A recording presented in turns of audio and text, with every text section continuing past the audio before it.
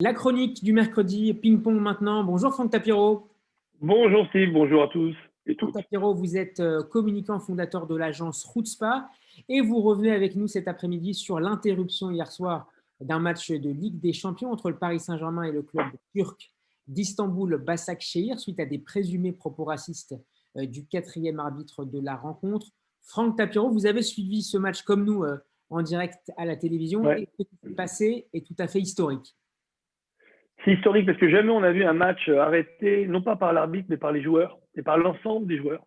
Donc ça, c'est une première chose, donc c'est historique. Deuxièmement, c'est la première fois qu'on voit un match arrêté par des joueurs pour des propos racistes. Tout ça, c'est une très très bonne nouvelle.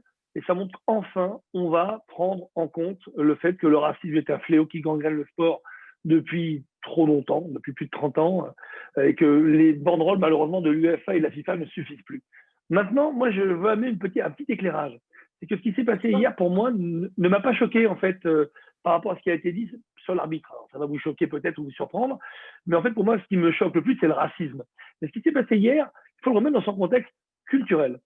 C'est un arbitre roumain. En Roumanie, je ne sais pas si vous avez déjà été en Roumanie ou dans les pays de l'Est, il y a très peu de gens de couleur. Et ils disent négrou ou d'autres mots, non pas pour insulter, mais pour désigner. Parce que quand ils voient un black, moi j'appelle ça comme ça dans les rues, pour eux c'est quelque chose d'incroyable, c'est forcément un touriste. Et donc pour les désigner, parce que c'est un problème culturel, un problème d'éducation, ils les désignent de cette façon-là. Ce qui pour nous est totalement inadmissible, car on n'a pas le droit de désigner en France, de distinguer les gens par leur race, leur couleur ou leur religion. C'est tout On a l'intérêt de répété cette hier loi. les joueurs à l'arbitre. Absolument. Donc en fait, finalement, ce quatrième arbitre, il a bon dos quand même, parce que grâce à lui, on va parler du racisme dans le monde entier, ça c'est très bien, mais aussi à cause de lui, on est en train de jeter l'opprobre sur les arbitres.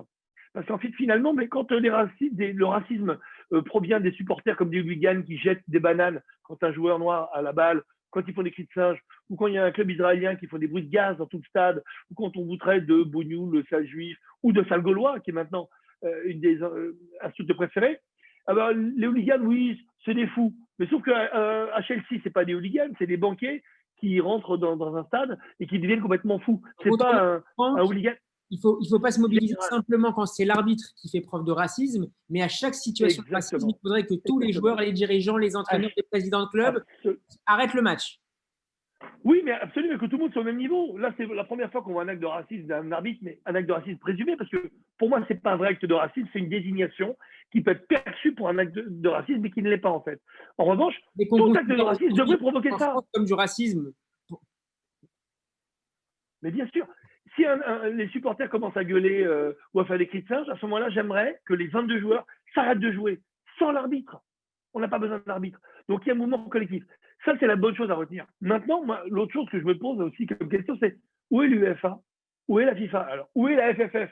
Mais la FFF, vous me direz, ça, je le dis souvent sur Classico, c'est normal qu'il n'ait rien dit, puisque le président Level dit qu'il n'y a pas de racisme dans le football. Il n'y a pas de racisme. Lui, il parle de joueur black, mais il il y n'y a a pas un de vrai racisme dans le problème, football. Franck Tapiro, au niveau institutionnel. Vous parliez de la FFF, Oui, la Fédération bien sûr. française de football. Une enquête a été ouverte, certes, par l'UEFA, qui a beaucoup tardé à réagir hier soir. On attendait Ah une oui. réaction aux alentours de 22 heures, elle arrivait après 23 heures. C'est aussi un problème au niveau hiérarchique, au niveau institutionnel. Mais oui, parce qu'ils sont tous paralysés par rapport à cela, parce qu'ils savent dénoncer du bout des lèvres, mais quand il s'agit de donner des sanctions exemplaires, ils ne le savent pas. Bien entendu, hier, finalement, c'est pas tant la cause, c'est la conséquence. La sanction collective avec les 22 joueurs qui arrêtent le match, c'est la plus belle des pubs contre le racisme qui existe. Même si le déclenchement n'est pas pour moi un vrai acte de racisme.